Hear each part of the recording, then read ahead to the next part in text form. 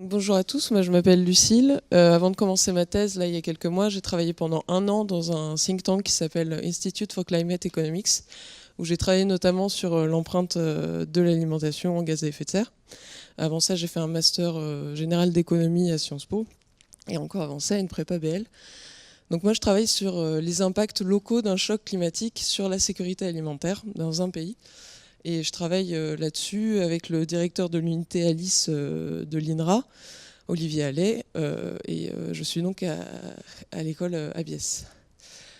Donc ce sujet de thèse qu'on a construit avec mon directeur de thèse, il s'inscrit dans un contexte qui est que, en fait, depuis 10 ans, la sous-nutrition était en déclin dans le monde, et ça fait quelques années que c'est en train de réaugmenter, à la fois en relatif et en absolu.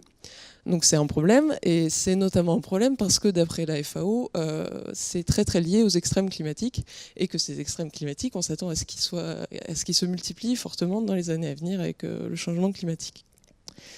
Alors, ce que je vais faire moi, c'est essayer de construire un modèle qui nous permette d'estimer comment un choc climatique va affecter non seulement le prix du producteur, ce qui est déjà pas mal fait dans la littérature, mais surtout comment ça va affecter, via les prix, les quantités vraiment consommées par les consommateurs. Donc l'idée, c'est ensuite d'avoir des indicateurs en termes de sécurité alimentaire, mais aussi en termes d'émissions de gaz à effet de serre de l'alimentation, et ça pour différentes tranches de revenus.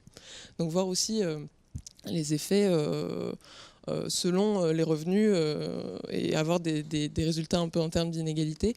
Donc ce modèle, donc ça se fait en 2 temps. D'abord, on va estimer les paramètres du modèle avec des données historiques. Et puis, on va aussi tenter de faire des simulations avec différents chocs ou bien des estimations peut-être de changements de pratiques alimentaires, de préférences alimentaires. Et l'idée, ce serait de proposer un outil qui soit pertinent pour les politiques publiques en termes d'adaptation au changement climatique et puis de sécurité alimentaire. Merci.